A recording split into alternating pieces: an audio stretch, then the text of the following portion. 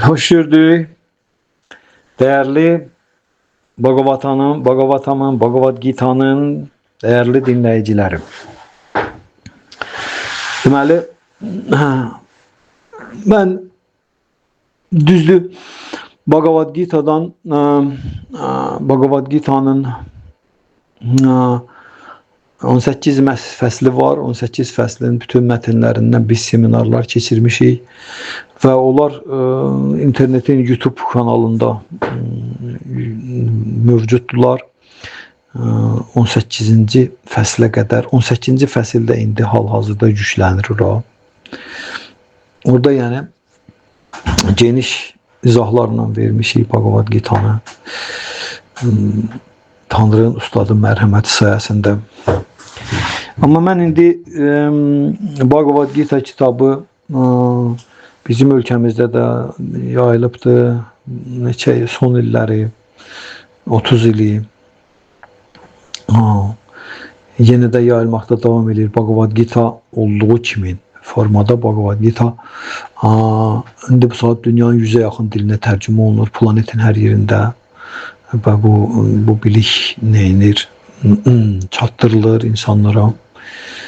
Ona görə də mən istəyirdim ki, Bhagavad Gita'nın haqqında və bir də Bhagavad Gita'nın nədir, rolu Bhagavad Gita nə daşıyır özündə insana, müasir insanın həyatında hansı necə deyirlər, hansı fundamental dəyişikliklər eləməyə qadirdir. Bhagavad Gita nə verir insana və ona yaxınlaşmağın tərzi, onu öyrənməyin, oxumağın tərzi. Bu barədə biraz söhbət eləmək istəyirəm. Əvvəlcə onu demək istəyirəm ki, Bhagavad Gita bu Mahabharata eposunun bir fəslidir. Mahabharata planetin tarixidir, bizim planetin. Mahabharatada nəinki planetin, Mahabharatada kainatın tarixi var. Yəni real tarix var Mahabharatada. Onun da müəllifi çox möhtəbər bir şəxsiyyətdir. Tanrının ədəbi avatarasıdır. Adı Srila Vyasadeva. Srila Vyasadeva Tanrının ədəbi nədir? Avatarasıdır. Mahabharatanın müəllifidir. Kainatın tarixi var orada. Mahabharatada. Bhagavad Gita'da həmən orada Mahabharatada özünə bir yer alıbdır. Və Bhagavad Gita Allah Ali şəxs, mütləq həqiqət Tanrı Şri Krishnanın özü tərəfindən Kurukshetra döyüş meydanı da sevimli fədaisi dostu Arjuna'ya söylənilibdir. Və müasir dövrdə Bhagavad Gita bütün planetdə üstündə olduğu kimi sözü ilə yayılır. As it is İngilis dilində, как она есть Rus dilində, Azərbaycanda Bhagavad Gita olduğu kimi. Niyə görə Bhagavad Gita olduğu kimi? Çünki Bhaktivedanta Swami Srila Prabhupada hansı ki bu kitabı bütün dünya miqyasında çıxmağa bilavasitə səbəbkardır, vasitəçilik eləyib. O deyir ki, Bhagavad Gita'nın 600-500'dən çox izahları olubdur. Onu kitabı izah eləməyə cəhd göstərənlər olubdur. Amma onların izahların heç biri effekt verməyib. Gözlənilən effekti verməyibdir. Gözlənilən effekt ortalığa çıxmayıb. Nədir ki, Bhagavad Gita sadəcə olaraq bir fəlsəfi bədii əsərdən artıq olmayıb, o tərəfə keçməyibdir. Amma Bhagavad Gita'nın məqsədi, Bhagavad Gita'nın təyinatı o deyil. Yəni ki, o qədər miqdarda 500'dən çox izahlar yazmağa cəhd edənlər Bhagavad Gita'nın əsl məğzini, əsl məqsədini, əsl çatdırmaq istədiyini çatdıra bilməyiblər. Bildiniz? Ona görə də, niyə görə? Çünki əsas ideya, Bhagavad Gita'nın əsas ideyası bu mütləq həqiqətin şəxsiyyətinin nədir? Təzahürüdür orada. Mütləq həqiqətin şəxsiyyəti Bhagavad Gita'da təzahür edir. Mütləq həqiqətin şəxsiyyəti Bhagavad Gita'da təzahür edir və Bhagavad Gita'nın məqsədi əslində o şəxsiyyəti göstərməkdir və o şəxsiyyəti tanıtmaqdır. O şəxsiyyəti tanıtmaqdır. Növbəti etapda isə bizim o şəxsiyyətlə olan münasibətlərimizin bərpasıdır. Bu Bhagavad Gita'nın məqsədidir. Onu Prabhupada deyir ki, bax onu nə ediblər? Onu diqqət mərkəzindən yayındırıblar. Ona görə də Bhagavad Gita sadəcə olaraq bir dənə nədir, bir əsərdən başqa bir şey olmuyor. Hansısa bir dənə bir müəllifin yazdığı müdriklikdən başqa bir şey deyil. Amma əslində Bhagavad Gita müdriklikdən qat-qat üstün bir məsələdir. Orada sadəcə olaraq hansısa bir müdriklik təqdim olunmur. Ona görə Şrila Prabhupada onlardan fərqli olaraq götürdü Bhagavad Gita'nın üstünə yazdığı olduğu kimi. Yəni Bhagavad Gita'nı izah eləməyə çalışanlar orada həmən mən bu dediyim Allahın mütləq həqiqətin şəxsiyyətini arxa plana çəkiblər, geriyə atıblar və yaxud da ki, ümumiyyətlə diqqət mərkəzindən yığışdırıblar. Bildinizmi? Ona görə də heç bir effekt vermir. Amma bugünkü gündə Bhagavad Gita'nı Bhaktivedanta Swami Prabhupada onu Bhagavad Gita olduğu kimi ortalığa çıxardıb yayında bütün planetin mənsubiyyətindən asılı olmayaraq bütün insanlar Bhagavad Gita'dan böyük rifah əldə edib Tanrı mütləq həqiqətən Allah aleyhi şəxsin fədaisi məqamına yüksəlirlər. Həyatına tətbiq eləyib konkret nəticələr əldə edirlər. Həyata tətbiq eləyib Bhagavad Gita'nı konkret nəticələr əldə edirlər. Yəni sadəcə olaraq bir inanc mənbəyi deyil, obyekti deyil Bhagavad Gita. Bu mənada bizim söhbətimiz sadəcə olaraq Bhagavad Gita'dan getmir. Bizim söhbətimiz gedir Bhagavad Gita olduğu kimi. Və Bhagavad Gita olduğu kimi də bu Bhagavad Gita'nın özündə Bhagavad Gita'nın 4-cü fəslində xüsusilə orada Bhagavad Gita'nın tarixi verilib. Kitabın öz içində tarixi yazılıbdır. Həm Tanrı Allah aleyhi şəxs Krishna tərəfindən, həm də onun mötəbər nümayəndələri tərəfindən izah olunub verilib ki, Bhagavad Gita'nın tarixi nədir? 4-cü fəslin elə 1-ci beytindən, 2-ci beytindən o izah gedir orada Bhagavad Gita'nın. Və belə nəzərdə tutsaq ki, Bhagavad Gita'nın verdiyi bilik transendental xarakterlidir. Yəni transendental nə deməkdir? Transendental 3 prosesin fövqündə olan təbiətə deyilir. 3 dənə ən global proses gedir kainatda. Nədir? Bir şey bir zaman yaradılır, o bir müddət konkret bir məqsəd naminə konkret bir vaxtda qoruyub saxlanılır və momenti vaxtı gəlib çatanda dağılır. İstənilən şey bu 3 prosesə məruzdur burada. Maddi dünyada, bizim yaşadığımız burada, bu aləmdə istənilən bir şey bu 3 prosesə məruzdur, hətta bizim öz bədənimiz. Bir moment ananın bətnində yaradılırıq, sonra oradan çıxırıq çölə, bir müddət yaşayırıq, sonra qocaldıq, üzüldük, dağıldın, öldün, getdin və salam. Bütün kainat bu prosesə tabidir. Bu 3 global prosesin fövqündə duran təbiətə deyilir transendental təbiət. Yəni ki, orada bu 3 prosesin hökmü yoxdur. Orada heç nə yaradılmır, nə saxlanılmır, nə də dağıdılmır. Bhagavad Gita'nın verdiyi bilik belə bir xarakterli bilikdir. Bu insanın ruhi can deyirik, ruhu belə bir təbiətli bir varlıqdır. Bizim ruhi can adlandırdığımız şəxsiyyətimiz, mənliyimiz belə bir xarakterli, belə bir təbiətli olduğuna görə Bhagavad Gita'nın elmi, biliyi, fəlsəfəsi 13-ün nəzərdə tutulub. Yəni bizim fərdi şəxsiyyətimiz, ruhi can adlandırdığımız mənliyimiz üçün. O Bhagavad Gita'nın biliyi onun qidalandırır. Ruhu qidalandırır. Və Bhagavad Gita'nın heç təsadüfi deyil, döyüş meydanında verilməsi, nazil olması özdə kimin? Mütləq həqiqətin Allah ali şəxsin özü tərəfindən bilavasitə. Bu da heç təsadüfi deyil. Bilirsiniz? Təsadüfi deyil.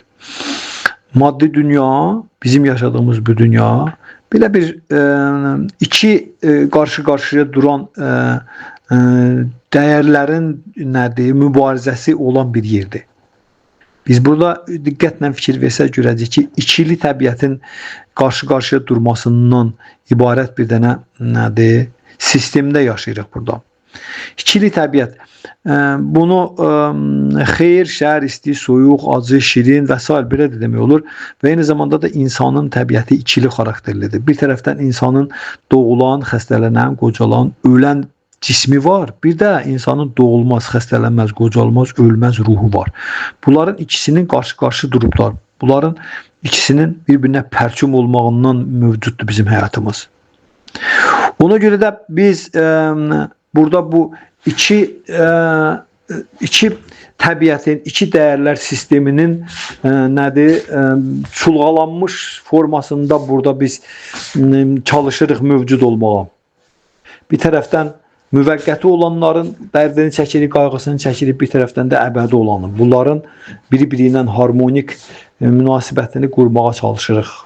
Bunların qarşılıqlı əməkdaşlığını yaratmağa çalışırıq. Ona görə də Bhagavad Gita'nın heç təsadüfi deyil, Kurukshetra döyüş meydanında nəql olunması. Orada da belə bax qarşıdurmadır. İki cür dəyərlər sisteminin. Bir demonik dəyərlər sistemi, bir də ilahi dəyərlər sistemi. Bir insanın ruhunun dirçəlişi üçün qurulmuş dəyərlər sistemi, bir də insanın cismani həyatının dəyərlər sistemi. Əslində bunların hamısı bir ümumi bir iradəyə tabidir. O həmən ümumi iradə Allah Aleyhşəxs Krişnadır. Və o ümumi iradə bunların necə bircə yaşayışını qurmağı Bhagavad Gita'da böyük bir məharətlə orada bizə açıqlayır bizə. Allah Aleyhşəxs. Bhagavad Gita bu istənilən insana, biləsiniz də, istənilən insana onun mənsubiyyətindən asılı olmayaraq nədir, bilik verir. Mənsubiyyətimizdən asılı olmayaraq biz dini mənsubiyyətimizdən, milli mənsubiyyətimizdən, cinsi mənsubiyyətimizdən, irqi mənsubiyyətimizdən, sosial mənsubiyyətimizdən, coğrafi mənsubiyyətimizdən, bu deməkdir ki, hansı ölkənin vətəndaşıyam, irqi mənsubiyyətimiz, cinsi mənsubiyyətimiz, sosial mənsubiyyətimiz, hansı sənətin, peşənin sahibiyəm, hansı mövqeyim var cəmiyyətdə, dini mənsubiyyətimiz, hansı dinnənəm, İslamdan, Xristiyandan, Müsəlmandan, milli mənsubiyyətimiz, Türkəm, Rusam, İngilisəm. Bax, bu mənsubiyyətlərin hamısının fövqündə duran bir məqamdan Bhagavad Gita bizə bilik verir. Bildinizmi? Çünki bizim mənsubiyyətlərimizin hamısı cismani xarakterdir, bədənimizlə əlaqədardır, fiziki bədənlə əlaqədardır. Diqqətlə fikir versəniz görəsiniz. Bütün mənsubiyyətlərimizin hamısı bədənimizlə əlaqədardır. Bədənin doğuluşu müəyyən edir ki, mən hansı torpağa vətən deyirəm, hansı insanlara millətim deyirəm, hansı insanlara dini mənsubiyyətim deyirəm və s. bədənlə əlaqədardır. Bhagavad Gita öyrədir ki, insanın həqiqi həyatda nail olmağa, can atmağa istədiyi dəyərlərin hamısının nədir? Reallığı onun daxili mənəvi dünyasındadır, ruhi mahiyyətindədir, şəxsiyyətindədir, kök oradadır. Onun heç bir mənsubiyyəti yoxdur. Yəni, insan ruhunun heç bir mənsubiyyəti yoxdur. Heç bir mənsubiyyət ruha aid deyil. Bildiniz nətərim? Ona görə də orada o bilik transendental bilikdir. O bilik həqiqətin biliyidir. Həqiqət odur. O biliyə insan tanış olandan sonra, o biliyi mənimsəyəndən sonra, o biliyi başa düşəndən sonra, dərk eləyəndən sonra insanın mənsubiyyətdə həyata keçir, mənsubiyyəti ilə həyata keçirdiklərin hamısı məna ilə dolur. Milli mənsubiyyəti, dini mənsubiyyəti, irqi mənsubiyyəti, coğrafi və s. Bunların hamısının məna ilə dolması üçün, yəni nədir? Bunlar hamısı insanın ali rifahına xidmət eləməsi üçün insana birinci mənsubiyyətin fövqündə duran bilik, həqiqət lazımdır. Həqiqətin mənsubiyyəti yoxdur. Həqiqət mənsubiyyətsizdir. Ona görə də böyük dahilərin insanlara çatdırmaq istədiyi həqiqətləri bütün planetin, bütün bəşəriyyət onu dəyərləndirib ondan qidalana bilirlər. Böyük dahilər. Bu mənada Bhagavad Gita'nı istənilən insan öyrənə bilər, oxuya bilər və mən Bhagavad Gita'nın bütün 18 fəsli var. 18 fəslin hamısının beytlərinə, hər bir beytə ayrı-ayrılıqda mühazirələr hazırlayıb YouTube kanalında qoymuşam. orada bəhs edir ki, yazanda Əliyev Ramil Bhagavad Gita müəzzələri çıxır o YouTube-da və istənilən insan açıb Bhagavad Gita'nın istənilən fəslini, istənilən mətnini orada açıb dinləyə bilər. Və nə də qaranlıq qalan yerlərdən suallarla müraciət edə bilər. Çünki orada hər şey yazılıbdır. Telefon nömrəsinə qədər qoyulubdur. Ona görə də Bhagavad Gita'nın yaşı olmayan bir əsərdir. Bhagavad Gita özü özündə onun tarixi verilibdir. Çünki belə bir elmin necə deyirlər, belə bir elmin tarixini ancaq onun özü verə bilər. Başqası verə bilməz. Transendental xarakterli elmdir. Onun öz içində 4-cü fəsildə verilibdir Bhagavad Gita'nın yaşı. Bhagavad Gita'nın çox böyük yaşı var. Orada Krishna Allah Ali şəxs deyir ki, mən bu biliyi neçə milyon il bundan qabaq günəşi idarə edən mələk Vivasvana vermişəm hələ. Neçə milyon il bundan qabaq. Bildiyin? Və o kitab ancaq 5000 il bundan qabaq yenidən danışılıbdır. Bildiniz? Deməli, 120 milyon 400 min il əvvəl danışılıbdır. 120 milyon 400 min il əvvəl Krishna bunu günəşi idarə edən mələyə Vivasvana danışıb. 120 milyon 400 min il qabaq. 2 milyon ildir bəşəriyyətə tanışdı planetin bizim yer kürəsində. 5 min il bundan qabaq isə təzədəndən danışılıbdır. Bunlar hamısı, bu rəqəmlərin hamısı Allah Ali şəxsə aiddir. Bu rəqəmlər. Bu insan uydurmuyor bu rəqəmləri. Krishna Allah Ali şəxs özü danışır orada, bildiniz. Tanrı özü orada təzahür edir. Özü danışır. İnsan olsaydı biz fikirləşərdik ki, bu qədər rəqəmi kim bilir? İnsan təbii ki deyə bilməz insan bunu. Bunu ancaq Allahın özü deyə bilər. Tanrının özü. Bhagavad Gita Tanrının özünün özü haqqında verdiyi bilikdir. Yəni bu çox sadə bir məntiqdir ki, istənilən insan da belə özü haqqında onun özündən yaxşı heç kim danışa bilməz, məlumat verə bilməz. Ona görə də Allahın özündən yaxşı heç kim danışa bilməz. Krishna özü haqqında orada məlumat verir. Krishna Allahın ali şəxsiyyətidir. Və bu baxmayaraq ki, Bhagavad Gita Mahabharatanın içindədir və bunun mənbəyi saxlandığı yeri Hindistandır. Burada gedən söhbətlər, verilən bilik, aşkarlanan həqiqət o elə bir xarakterlidir ki, orada mən görürsünüz, yenə qayıdıram fikrin üstünə. Orada mənsubiyyət heç bir rol oynamır. Nə coğrafi mənsubiyyət, nə milli mənsubiyyət, nə dini mənsubiyyət. Orada heç bir rolu yoxdur. Məsələn, sadə bir nümunə deyim sizə. Məsələn, Nizami Gəncəvin əsərlərini bu saat Avropanın ziyalıları da oxuya bilirlər. Avropaya getsək, dünyanın arasında gedib Nizami Gəncəvi desək, biz görəcəyik ki, orada ziyalı insanlar onu tanıyırlar. Amma heç kimin ağlına gəlmir ki, desin ki, Nizami bizim şair deyil ki, biz Nizami, amma hamı Nizami ilə nə də, Nizamidən belə xüsusi şeylə danışırlar ki, Nizami böyük şəxsiyyətdir. Və də öyrənirlər, oxuyurlar. Hara getsək, Nizami Gəncəvini tanıyırlar. Nəyə görə? Ona görə ki, o dahi şəxsiyyət o deməkdir ki, o nə qədər çox ruhun mövqeyindən çıxış edirsə, Tanrının mövqeyindən çıxış edirsə, o qədər dahidir. O qədər belə insanın yaradıcılığı mənsubiyyətin fövqündədir. Mənsubiyyətdən yuxarı qalxıb, mənsubiyyətdən yuxarı danışan insanlar dahilərdirlər. Belə insanları heç bir mənsubiyyətə aid eləmirlər. Belə insanların fəaliyyətinin bəhrələrindən hamı istifadə edə bilir. Fəaliyyətinin məhsullarından hamı bəhrələnə bilir. Bütün bəşəriyyət. Belə insana deyirlər dahi. İndi bu da olsun Allah Ali şəxs Krishna. Krishna Allah Ali şəxsdir. Ona görə də bu bilik bilavasitə Allah Ali şəxsin özü tərəfindən verilir insana. Heç bir mənsubiyyətin burada maneəsi ola bilməz. Biliyə, o Məhəmməd bin Məsaudullahdan belə bir söz vardı ki, deyirdi, bilik Çində olsa insan gərək onun dalınca getsin. Təbii ki, Məhəmməd bin Məsaudullah çox gözəl bilirdi ki, Çində nə bilik var. Belə ağzından çıxartmazdı ki, o sözü ki, bilik Çində olsa onun dalınca getmək lazımdır. Yəni, biliyi almağa heç bir insan özünə qoymamalıdır. Məhdudiyyət qoymamalıdır, çərçivə qoymamalıdır. Bilik almaq üçün qapı həmişə açıq olmalıdır. Belə, Bhagavad Gita'da belə bir dənə biliyin mənbəyidir, transendental biliyin mənbəyi. Bhagavad Gita'nın biliyi ilə tanış olan insan həyatında istənilən məşğul olduğu, nə ilə məşğul olursa, istənilən mənsubiyyətində belə, milli dini mənsubiyyətində, sadaladığı mənsubiyyətlərin hamısında onu ora məna ilə dolduracaqdır. Mənalı onu yaşayacaq. Mənalı. Məna sözü mən mənə aiddir ya mənə aid deyil. Mən də ruhi canam, bədən deyiləm. Bu Bhagavad Gita'nın əlifbasıdır. Bhagavad Gita'nın başlanğıcı girişidir bu bilik. Mən ət, sümük, qandan ibarət, torpaq, su, od, havadan ibarət olan fiziki bədən deyiləm. Mən əbədiyyət, bilik, həzdən ibarət olan canam, ruham. Satchit Ananda Vigraha. Bax, bu Bhagavad Gita'nın əlifba girişidir. Başa üstü nə tərif?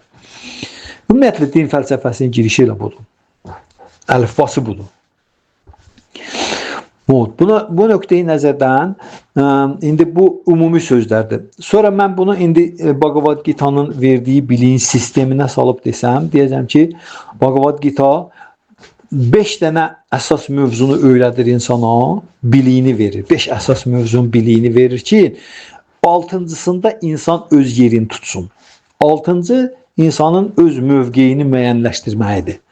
İnsanın özünün həqiqi mövqeyini müəyyənləşdirməsi üçün dünyada, bu dünyada öz yerini bilməsi üçün, yerini tapması üçün ona 5 dənə şey lazımdır. O 5 şey barədə bilik lazımdır ki, o 5 şey barədə biliyi əldə edəndən sonra insan 6-cıda bərqərar olur, öz mövqeyini tutur ki, mən kiməm və harda durmalıyam, hansı mövqedən çıxış eləməliyəm. Bildiniz nə tərif? O 5 şeyə sanskrit dilində deyirlər İşvara, Jiva, Prakriti. İndi mən Azərbaycan dilində deyəcəm. İşvara, Jiva, Prakriti 3. Bir də Karma Kala 5. Gördünüz? İşvara, Jiva, Prakriti, Karma Kala. Bu sanskrit dilidir. Sanskrit dili mələklərin ünsiyyətli olduğu dildir. Sanskrit dili planetin ən qədim dilidir. Sanskrit dili bütün planetdə mövcud dillərin hamısının anasıdır. Yəni hamısı o dildən törüyübdür. Eləcə də Azərbaycan dili. Bizim dilimiz, Türk dili, İngilis dili, Rus dili, Ərəb dili, bunların hamısı sanskrit dilindən törüyübdür. Sanskrit bütün dillərin anasıdır. Sanskrit dilində danışan xalq yoxdur bu saat. Sanskrit dilində yalnız Veda biliyi qələmə alınıbdır. Kainatın ən qədim biliyidir. Yəni tarixi olmayan bir bilikdir. Heç bir tarixi yoxdur. Bildiniz, kainatın yaradılışından Allah-u şəxs tərəfindən verilmiş instruksiyadır Vedalar. O Bhagavad Gita'da həmən o Veda biliyin bir hissəsidir. İndi sanskrit dilində bu sözlər İşvara, Jiva, Prakriti, Kala, Karma 5 dənə oldu, düzdür?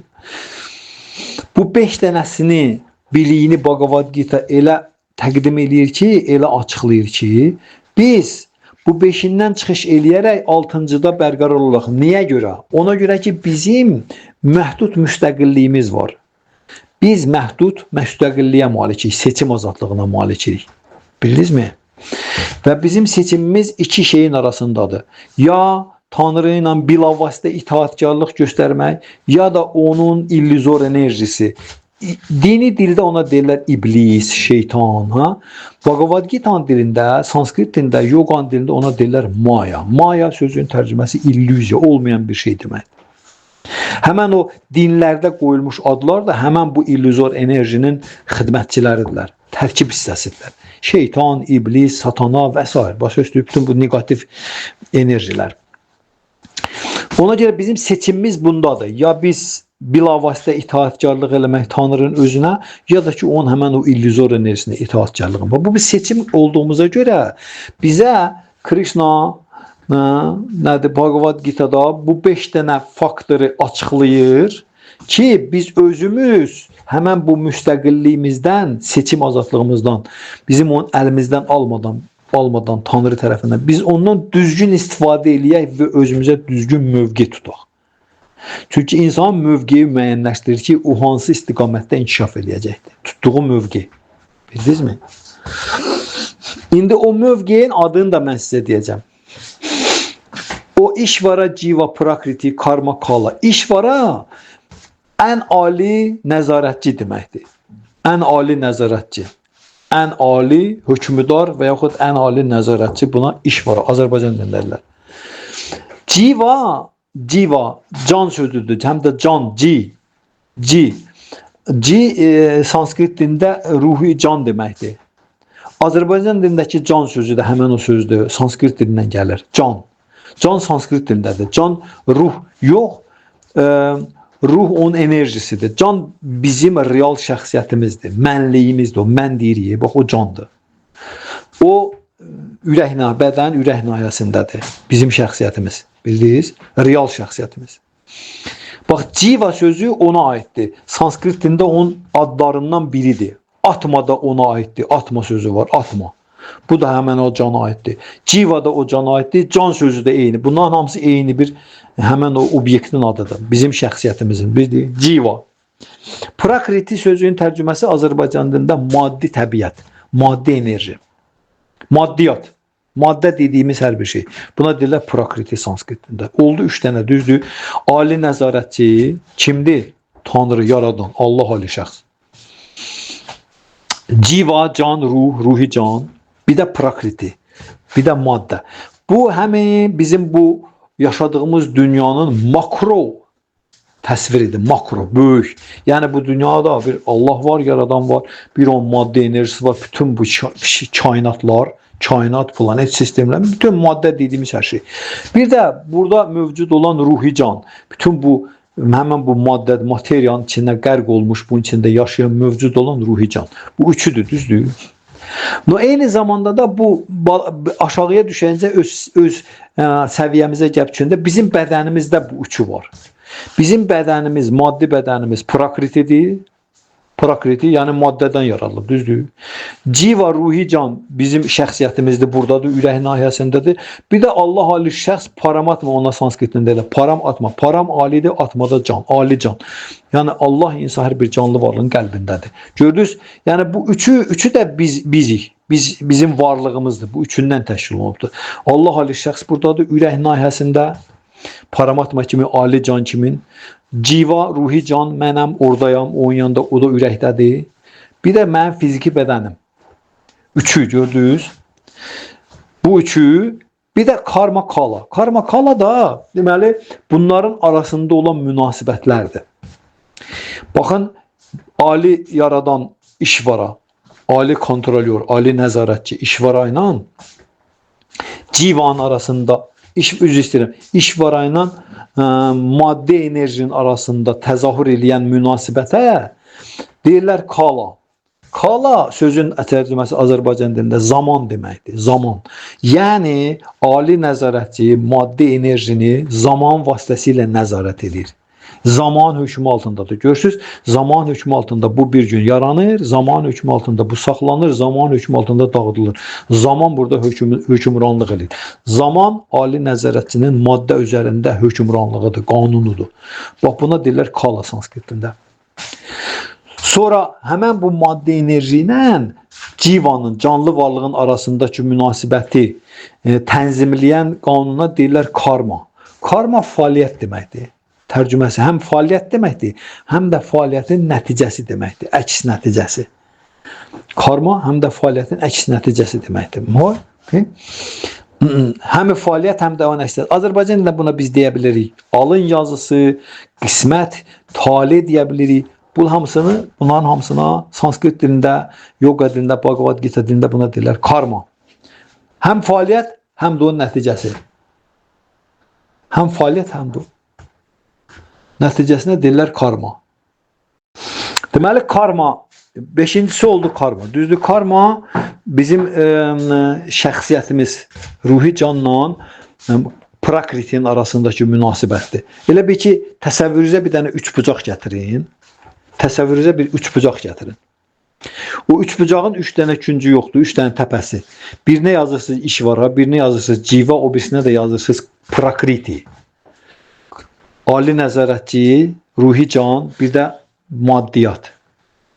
Biz axı bundan ibarətik. Biz bundan ibarətik, bildinizmi? Bax, biz bu üçündən ibarətik. Bizim maddi bədənimiz var, bunun daxilində ruhi varlığımız var, şəxsiyyətimiz, mənliyimiz var, bir də bizim qəlbimizdə Tanrı var. Bunların üçündən ibarətdik biz. Bunların üçündən ibarət olaraq biz burada yaşayırıq, fəaliyyət həyata keçiririk və s. düzdür. İndi bu fəaliyyət bizim ruhi can adlı şəxsiyyətimiz ruh bu bədəndən istifadə eləyib burada yaşayır. Bədəni istifadə eləyir. Tanrı tərəfindən verilmiş bədəni istifadə eləyir burada. Belə deyil. O Tanrı tərəfindən verilmiş ruhun bədəni istifadə eləməsi fəaliyyətlə özünü biruzə verir. Yəni biz bu bədəni istifadə edib burada bu və ya digər fəaliyyət həyata keçirdirik. Üç şeylə. Bir fikirlərlə, düşüncəmizlə, bir nitqimizlə, danışığımızla, bir də konkret əməllərimizlə burada fəaliyyət həyata keçirilir. Başa düşdünüz? Nədir? Ruh bədəndən istifadə edilir. Necə ki, biraz kobud deyim, məsəl üçün, necə ki, sürücü maşını sükanın arxasında oturub maşından istifadə edir. Maşını ora sürür, bura sürür, onu daşıyır, bunu daşıyır. Nəsə eləyir də, düzdür. Sürücü maşını istifadə edir. Sürücü düşəndən sonra maşın lazımsız bir şeydir. Durur orada bir texnika kimi. Eləcə də bədən maşındır, ruh sürücüdür. Ruhi can, mən. Bax, o bu bədəndən istifadə edir, bunu istifadə edir burada. Həmən onun istifadə edir prosesə deyirlər fəaliyyət. Fəaliyyət həyata keçirməyimizin səbəbi odur. Ruh bədəni istifadə edib burada fəaliyyət həyata keçirdir. Üç şeylə, nitqi ilə, düşüncəsi ilə, əməlləri ilə. Okay. Buna da deyirlər sanskritində karma. Oldu 5 dənə gördüyünüz. İşvara, civa, prakriti, karma, kala. Deməli, üç bucağın bir başına yazırıq işvara, o birisi başına yazırıq prakriti, o birisi başına yazırıq civa. Yəni ruh, ruhi can, Allah, bir də maddiyyat. 3 dənə oldu, düzdür? İndi o üç bucağı birləşdirən xətlər yoxdur. Onların arasında çox xətlər alınır. 3 dənə də xət var. 3 nöqtəni birləşdirən xətlər. Aralıq. Olur 6 dənə, düzdür? İndi mən ona görə söhbətimə başladım ondan ki, 5 dənəsi Bhagavad Gita'da Krishna elə aşkarlayır ki, elə açıqlayır ki, 6-cısında insan özü bərqərar olsun. 6-cısı bilirsiniz nədir? 6-cısı civa ilə işvaranın arasındakı münasibətdir. Yəni Allah ali şəxslə canlı varlığın arasındakı münasibətin bərqərar olunmasına deyirlər mövqeyi burada bərqərar eləmək. Buna Məhəmməd Peyğəmbər sallallahu deyirdi ki, ondan soruşurlar ki, din nədir? Deyirdi din səmimiyyət. Buna deyirlər səmimiyyət. Başa düşdünüz? O səmimiyyət mövqeyinə gəlmək üçündür. Ki biz etiraf edirik ki, mən kiməm, o kimdir? Onda bizim mövqeyimiz müəyyənləşir. Bu 5 dənəsi haqqında biliyə malik olandan sonra Bhagavad Gita bax, bu 5 dənəsi barəsində mükəmməl bilik verir. İşvara kimdir? Yəni Allah kimdir? Allah ali şəxs kimdir? Civa nədir? Yəni ruh nədir? Ruhi can nədir? Prakriti nədir? Yəni maddi enerji nədir? Kala nədir? Yəni zaman nədir? Onun hökmü nədir? Bir də karma nədir? Və fəaliyyət nədir? O fəaliyyət əslində nə üçün nəzərdə tutulubdur? Bildiniz? Bax, bu 5 dənəsi barədə mükəmməl biliyi verir Bhagavad Gita ki, 6-cısında mövqeyimizi müəyyənləşdirək. 6-cısında. Yəni bizim Allah ali şəxslə münasibətlərimizi bərpa eləməyi deyirlər buna. Bhagavad Gita'nın son məqsədi budur. Hər bir canlı varlığın Allah ali şəxslə əbədi əzəli münasibəti var, şəxsən. Yəni bu deyil ki, biz bununla məsələ bitmir ki, biz onun bu və ya digər qanunlarına əməl edib ondan hansısa mükafat əldə edirik.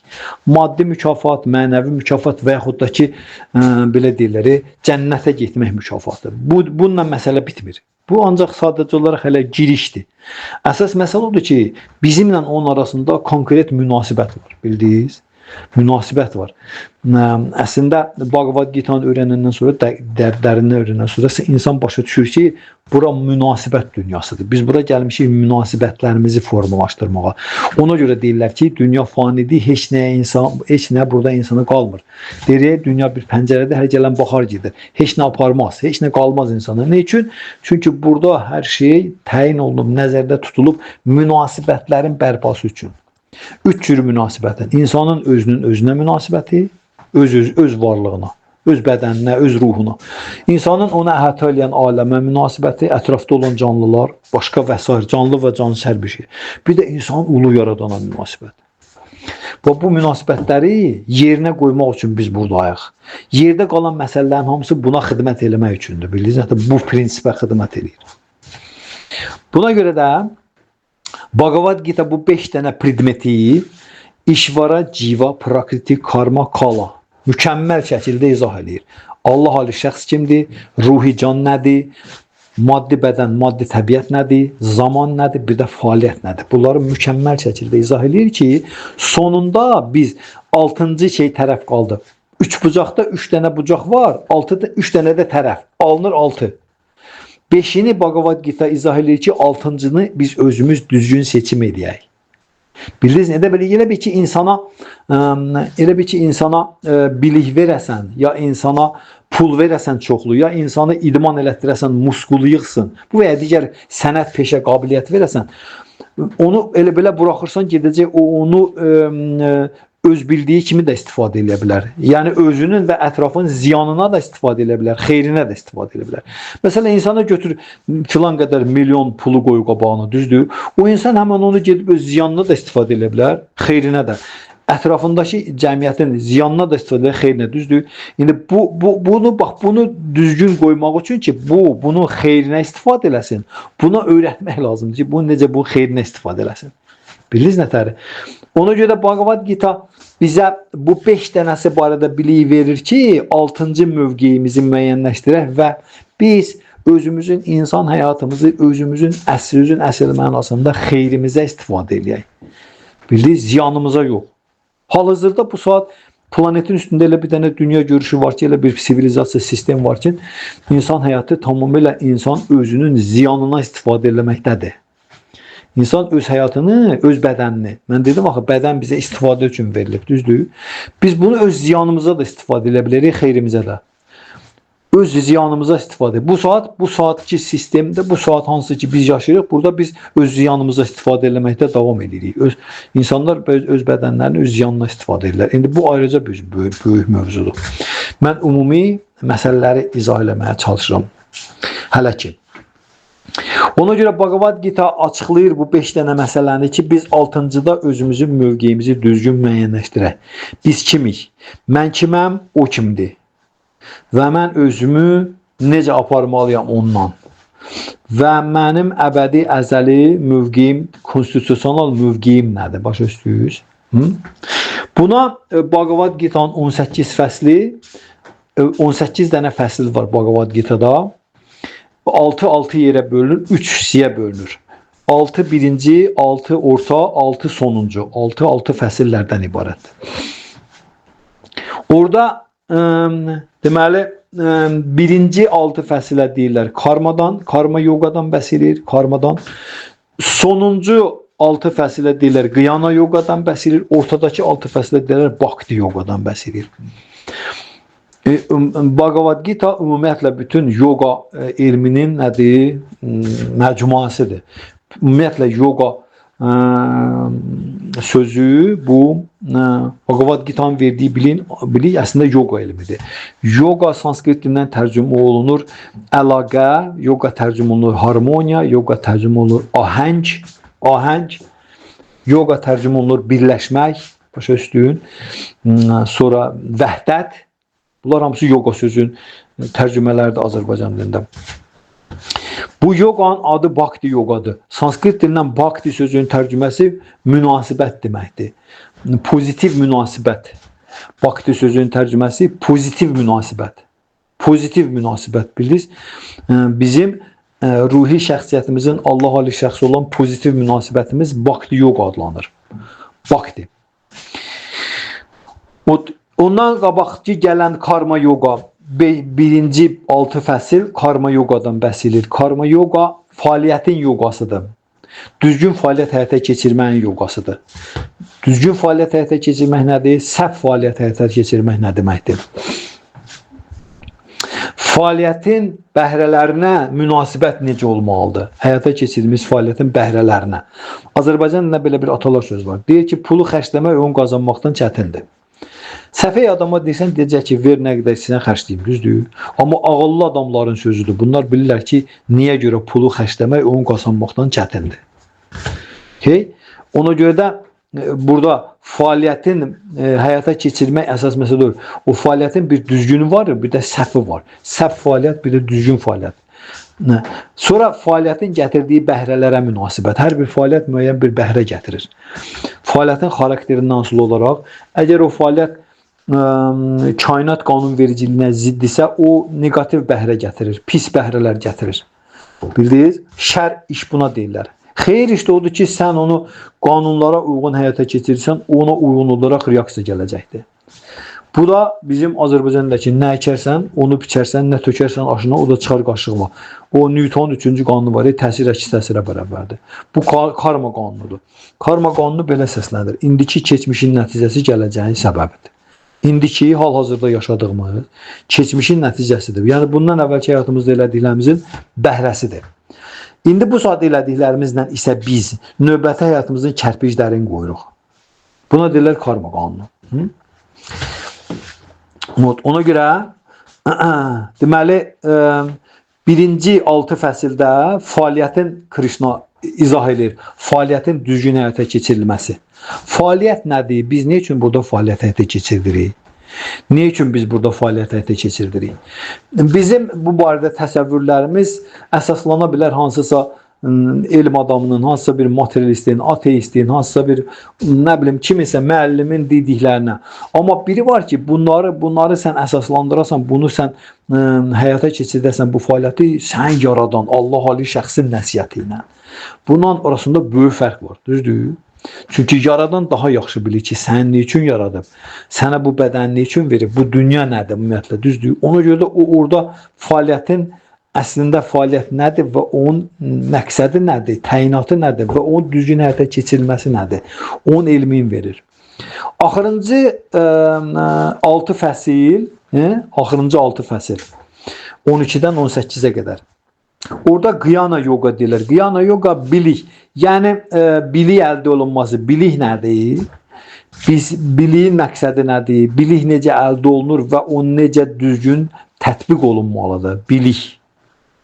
Biliyin mahiyyəti, biliyin təyinatı, biliyin tətbiqi və düzgün. Bilik almaqda insan məqsəd nədir? Bilik nə olan şeydir? Biz onu nə üçün alırıq və əsl bilik nəyə deyirlər? Real bilik nəyə deyirlər? Sonuncu 6 fəsildə bundan geniş yerli yataqlı izah verir Krishna. Ortada qalır Bhakti yoga. Bhakti yoga deməli bu fəaliyyətlə bilik əldə etməkdən məqsəd özümüzün düzgün münasibətimizi formalaşdırmaqdır. Öz mövqeyimizi müəyyənləşdirməkdir. Mən kiməm və hansı mövqeyini tutmalıyam bu həyatda ki, bu məni insan həyatının 4 dənə fundamental problemini həll eləməkdə mənə kömək olsun. İnsan həyatının 4 dənə fundamental probleminə sanskrit dilində deyirlər. Canıma mrityur, jara, vyadhi. Canıma doğuluşdur, mrityur ölümdür. Jara qocalıqdır, vyadhi də xəstəlik. Doğuluş, xəstəlik, qocalıq, ölüm. İnsan həyatının 4 dənə fundamental problemidir. Və Bhagavad Gita'nın elmi bu 4 dənə problemi həllinə yönəlibdir. Necə bu 4 dənə problemi həll eləmək olar? İnsan həyatda elə bir mövqe tuta bilmir ki, bu 4 problemi həll eləsin. Yəni doğuluş, xəstəlik, qocalıq, ölümün öhdəsindən gələ bilsin. Hələ bunun öhdəsindən heç kim gələ bilməyib. Hamı əllərini qaldırır, saat çetənə, nədir? Təslim oluruq bundan 4-ünə, düzdür? Amma Bhagavad Gita'nın verdiyi bilik bu 4 dənəsini konkret şəkildə bunları həll eləməyə bizə nədir? İmkan verir. Bu 4 problem həllini tapır Bhagavad Gita'da. Yəni insan bu 4 dənə problemi həll edir həyatında. Yəni bu demək deyil ki, insan xəstələnmir, qocalmır, ölmür. Yox. İnsan bu 4 dənə problemin həllini elə tapır ki, o həmən problemlərin bunun problemi olub olmadığını nədir, araşdırır, aydınlaşdırır ki, bu doğrudan da problemdir, bu mənim problemimdir, yoxsa bu mənim problemim deyil. Buna mənim münasibətim necə olmalıdır, bildiniz? Bhagavad Gita bunu verir bizə. Ona görə bizim bu YouTube kanalında mənim qoyduğum Bhagavad Gita mühazirələrində bu məsələlər hər bir beytin, hər bir mühazirədə, hər bir beytdə bu mühazirələr dönə bu mövzular təkrar orada gedir. Təkrar olunur ki, nədir bu? Bizim bu həyatımız. Bildiniz? Ona görə də Bhagavad Gita elmi deyir ki, Ahara Nidra Bhaya Maitunamcha. Ahara Nidra Bhaya Maitunamcha. Sənə sanskrit dilindədir. Ahara yeməkdir, Nidra yatmaq. Bhaya qorxudur, Maitunam da seksdir. Deyir ki, yemək, yatmaq, seks, bir də özü qorumaq. Bunlar 4-ü də heyvani instinktdir. İnsan həyatını ancaq bunlara həsr eləməli deyil. İnsan həyatı bundan ötürü deyir ki, insan özünü ancaq bu 4 dənəsini həsr eləsin. Yemək, yatmaq, seks, bir də qorxu hissi, özü müdafiə eləmək. Bunların 4-ündə insanın ruhi varlığıyla, mənliyi ilə heç bir əlaqəsi yoxdur. Yəni bizim ruhi şəxsiyyətimizin, mənliyimizin bu 4-ünə nə tələbatı var, nə də ehtiyacı. Bunlar bizim fiziki bədənimizin tələbat və ehtiyaclarıdır. Canıma, mirikyur, yox, üzr istəyirəm. Ahara, nidra, baya, maytunam. Yemək, yatmaq, seks, bir də özü qorumaq. Bilirsiniz? İndi Bhagavad Gita'da bizə bu, yəni bu biliyin mahiyyət etibarı ilə insana verdiyi məsələlərdir bu. Biliyin mahiyyət etibarı ilə insana vermək istədiyi məsələdir ki, mahiyyət etibarıdır ki, insan özünü, həyatını bu 4 dənə şeyə həsr eləməli deyil. Bunun üçün nəzərdə tutulmayıbdır insan həyatı. Və bunun fundamentində, bütün bu söhbətlərimizin fundamentində duran əsas məsələ oldu ki, nədən ki başlayır Bhagavad Gita? Nədən başlayır?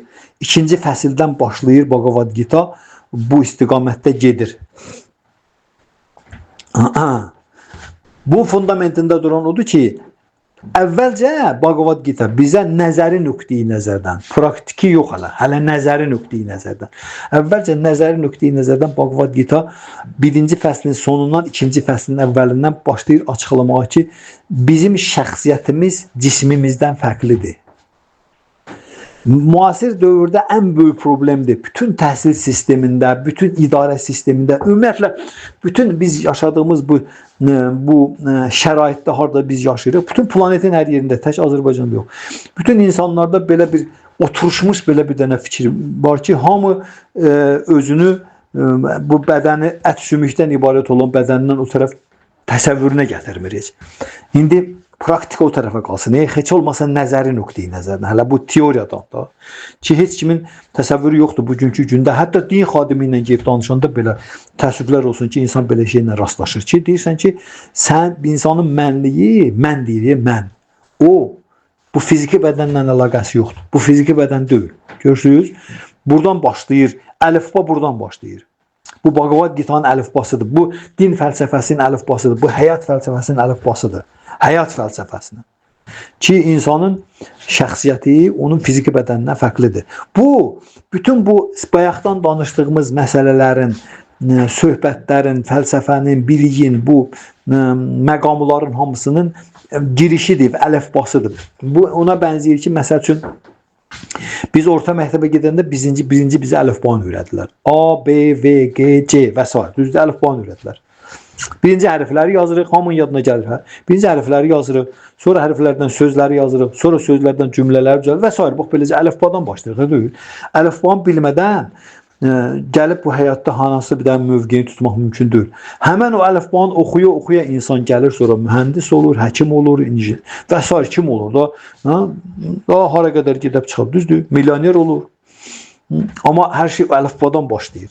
Əlifbanı bilməyincə qədər təhsil almaq mümkün deyil, axı düzdür. İrəli getmək mümkün deyil, axı. Əlifbanı birinci əlifbadır.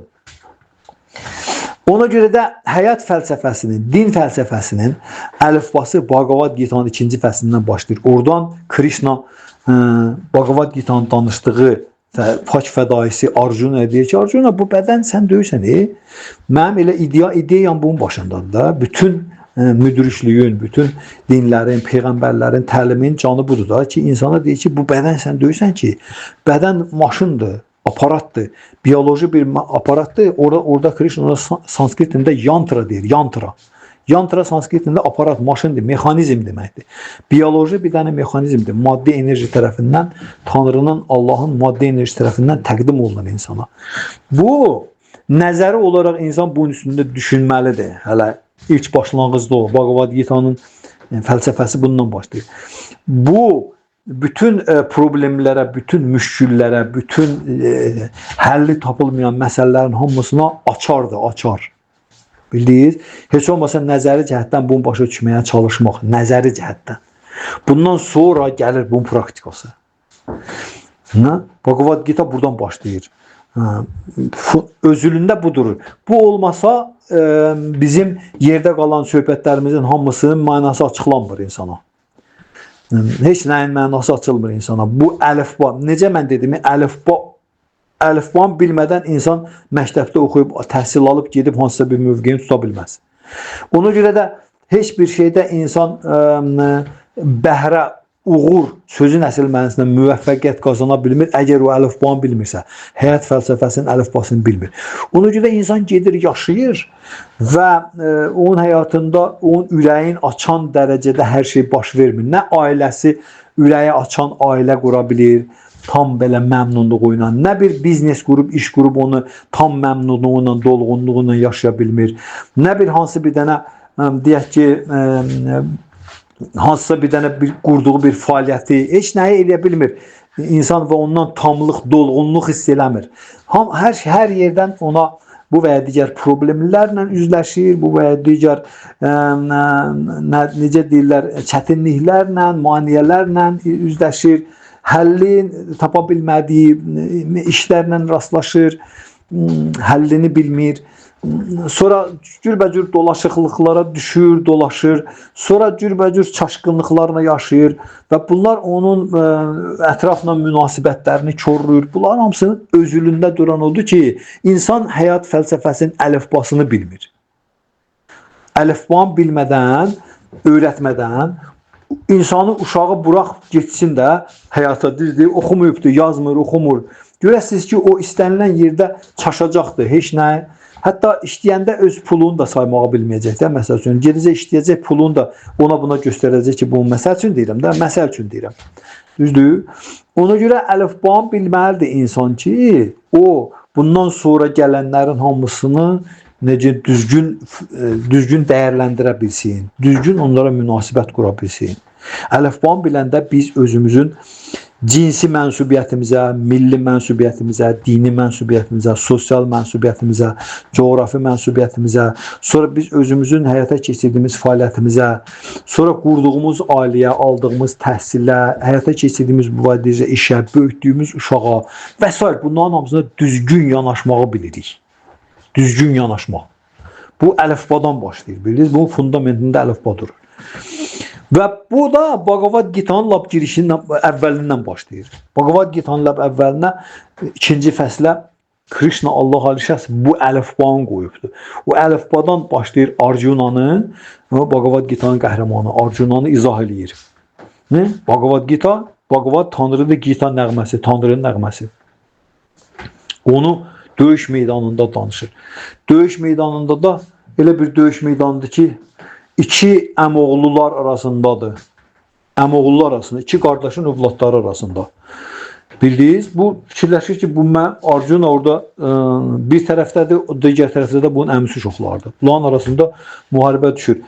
İlk baxışdan adama elə gəlir ki, hakimiyyət müharibəsidir. Amma diqqətlə fikir versə görəcək ki, dəyər, mənəviyyat müharibəsidir. Dəyər müharibəsidir. Dəyər, hansı dəyərlərə can atır insan. Burada dəyərlərin müharibəsi gedir. Mənəvi dəyərlər, bir də maddi dəyərlər. Həqiqi dəyərlər, bir də saxta dəyərlər. Başa düşdünüz? Hər bir dəyərin həm həqiqisi var, bir də saxtası var. Yəni məhəbbət, sevgi, xoşbəxtlik, həzz, bilik, güc, şan, şöhrət, ad, san, canım sizdə desin, ləzzət, sonra gözəllik və s. Bütün bunların hamısı dəyərlər sistemidir. Bu dəyərlər sisteminin bir saxtası var, bir də həqiqisi var. Bunların arasında həmişə münaqişə gedir. Başa düşdünüz? İnsan həyat fəlsəfəsinin əlifbasını bilmirsə, Bhagavad Gita'nın verdiyi, o hökməndir, o qaçılmazdır ki, o hökmən gedəcəkdir saxta dəyərlərin üstünə. O bu dəyərlərə can atacaq biliyə, gözəlliyə, həzzə, ləzzətə, xoşbəxtliyə, sevgiyə, gücə, şöhrətə, düzdür? Amma onun əldə elədiklərinin hamısı saxta kateqoriyadadır. Saxta. Ona görə də insan həyatda rahatlıq və məmnunluq tapa bilmir. Əminamanlıq tapa bilmir. Nə əldə edirsən? Çünki saxtası da axı, həqiqisi deyil, başa düşdünüz? Bizim əldə eləyəndə bilik, gözəllik, təhsil alır. Məsəl üçün, niyə görə ali məktəbdə oxuyan, təhsil almış oğlan və qız, məsəl üçün deyirəm, niyə görə o əxlaq qaydalarını kənara tullamalıdır, paltarın soyunub gəzməlidir, pivə içməlidir, siqaret çəkməlidir. Bu deməkdir ki, o aldığı bilik saxtadır da, həqiqi deyil. Məmnun deyil ondan, başa düşürsünüz? Niyə görə ailə quranda gənc oğlanla qızın arasında münasibətlər pozulmalıdır, dağılmalıdır, pis vəziyyətə gəlməlidir? Çünki ortadakı münasibətlər saxtadır, axtardıqları saxtadır, özü deyil, həqiqi deyil. Bir şeyin saxtası insana məmnunluq gətirmir, rahatlıq gətirmir, xoşbəxtlik gətirmir. O bilirsiniz, o dəyərlərin həqiqisi deyil, axı saxtadır. Bu ona dəlildir, sübutdur. Həqiqi hər dəfə növbəti addımlarda, hər dəfə növbəti etaplarda həqiqi olan insana həmişə məmnunluq gətirir, rahatlıq gətirir, daxili rahatlıq. Bu o şeydir ki, insanlar hamısı bunun həsrətindədirlər. Daxili rahatlıq, daxili məmnunluq. Fikirləşir ki, mən çoxlu pulla rahatlıq tapacağam, gedir varlanır, amma baxır ki, bunun narahatçılığı biraz da artdı.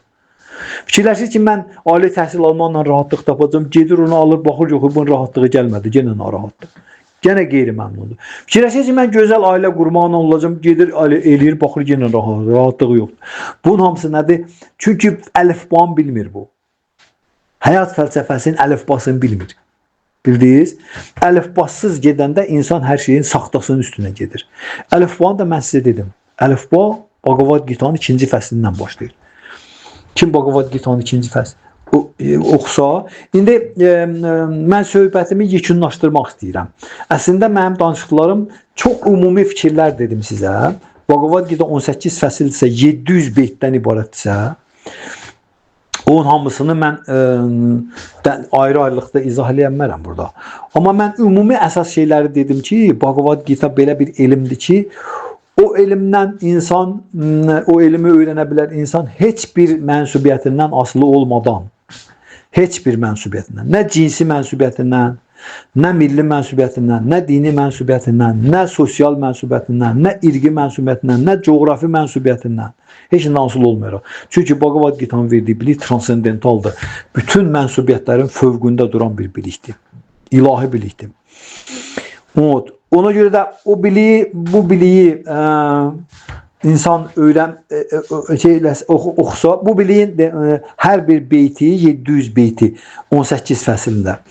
Mən YouTube kanalında ayrı-ayrılıqda onlara mühazirələr, 1 saatlıq mühazirələr qoymuşam. Kimlərdə ki Bhagavad Gita var, o əldə eləyib o kitabı, evində saxlayır. Bu kitab, o bilsin ki, o kitab onun həyatını müsbətə doğru, deyir o, sıçrayışla dəyişməyə qadir olan bir dənə kitabdır. Müsbətə doğru sıçrayışla, elə belə yox, sıçrayışla dəyişəcək. Bəs eləyər ki, insan səmimi qəlbdən, səmimiyyətlə meydan oxumadan yoxdur. Belə bir şey, saat oxuyacağım, indi səhv tapacağım orada. Elə adamlar var ki, deyir ki, Bhagavad Gita'nı oxuyub burada səhv axtarır. Və yaxud da ki, özünə məxsus izahlarını verir ki, burada bunu deməkdir. Bunlar hamısı qeyri-səmimi şeydir, yaxınlaşmadır. Ona görə Bhagavad Gita'nın oxumaqda problem yarananda, Bhagavad Gita'nı açıb oxuyanda, belə insanlar var ki, deyir ki, mən o kitabı oxumuşam, amma mən oradan heç nə başa düşə bilmirəm. Belələr də var. Belə tutarlı biznesmenlərdir. Tutarlı, belə imkanlı bir adamlardır. Deyir, mən o Bhagavad Gita'nı oxuyuram, başa düşmürəm.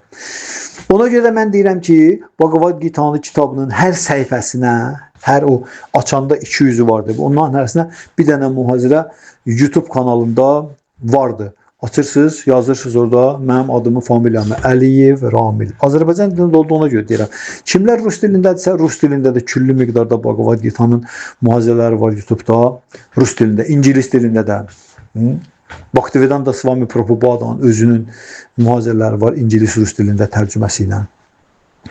Amma Azərbaycan dilində mən orada Əliyev Ramil Bhagavad Gita mühazirələri kim yazsa, orada çıxacaq hər Bhagavad Gita'nın mətninə verilmiş mühazirələr və o mətnlərin mühazirələrdən dinləyəndən sonra kimdəsə hansısa anlaşılmazlıq qalırsa, nəsə aydın deyil, nəsə çətin başa düşülürsə, onlar sualla müraciət edə bilərlər. Mən məmnuniyyətlə sualları cavablandıraram orada, çünki telefon nömrəsi də yazılıbdır. Ona görə Bhagavad Gita bu müəllimlərin, tələbələrin, biznesmenlərin, ailə quranların, uşaq böyüdənlərin, torpaq əkib becərənlərin, elm verənlərin, müalicə eləyənlərin, rəssamlıq, incəsənətlə məşğul olanların, din xadimlərinin, bunların hamısının, həyatın siyasi xadimlərin, dövlət idarəsi işçilərinin elə bir insan yoxdur ki, bu cəmiyyətdə onun üçün Bhagavad Gita bilik xəzinəsi deyil, bilik xəzinəsidir. Əsas məsələ odur ki, orada verilən həyat fəlsəfəsinin əlifbası istənilən bir insana hansı mövqedə olmağından asılı olmayaraq öz fəaliyyətinin real sözün əsl mənasında real bəhrəsini görməyə kömək eləyir. Əsas məsələ odur ki, insana həyatda can atdığı dəyərlərin həqiqisini saxtasından seçmək qabiliyyəti verir. İnsana ona ayrılmış insan həyatının vaxtına, enerjisinə, istedadına, gücünə düzgün yanaşmaq və onu düzgün, rasional istifadə eləmək qabiliyyəti verir. Bhagavad Gita'nın elmi. Bildiniz? Bhagavad Gita'nın ilmi insanın həyatda narahat eləyən bütün müşkül sualların hamısına cavab verir. Bütün müşkül suallar. Nə insanı həyatda narahat eləyirsə, hansı problem narahat eləyirsə, fərqi yoxdur. Bildiniz? Mövzusundan asılı olmayaraq. Ailə mövzusudur, tip mövzusudur, biznes mövzusudur, xoşbəxtlik mövzusudur, fəaliyyət mövzusudur, elm mövzusudur, din mövzusudur, doğuluş ölüm mövzusudur, cənnət cəhənnəm mövzusudur, fərqi yoxdur. Qadın-kişi münasibətləri mövzusudur, övlad böyütmə mövzusudur. Hansı mövzu insanı narahat edirsə, Bhagavad Gita'nın fəlsəfəsi, Bhagavad Gita'nın elmi ona mükəmməl bilik verməyə qadir olan bir kitabdır. Mükəmməl bilik. Bildiniz nətəri? İnsan düşüncəsinin məhsulu yox ha. Ulu yaradanın, sahibkarın, hər şeyin sahibkarının mövqeyini. Yəni mütləq bilik. Bildiniz? Standart bilik.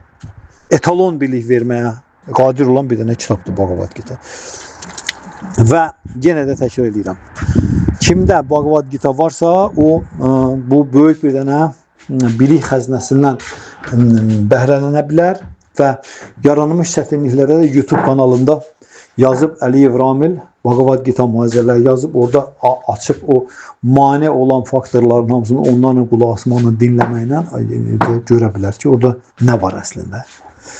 Belə bu qısa bir dənə söhbət elədim mən bir saat ərzində. Bhagavad Gita'nı almış, evində Bhagavad Gita'sı olan, Bhagavad Gita əldə eləmiş insanlara xüsusi belə bir saatlıq söhbət elədim. Amma görsüz təkrar edirəm. Bhagavad Gita'nın hər səhifəsinə mühazirələr qoymuşam YouTube'da. Açıb oradan dinləyə bilərsiniz və müşkül məsələlərlə, aydın olmayan məsələlərlə, suallarla müraciət edə bilərsiniz. Bax belə. Minnətdaram. Kimlər dinlədilərsə, məmnuniyyətlə deyir, o yardım eləməkdə də Tanrının mərhəməti sayəsində hazıram. Kim istəsə bu istiqamətdə Bhagavad Gita ilə bəhrələnmək istiqamətində. Belə. Hare Krishna.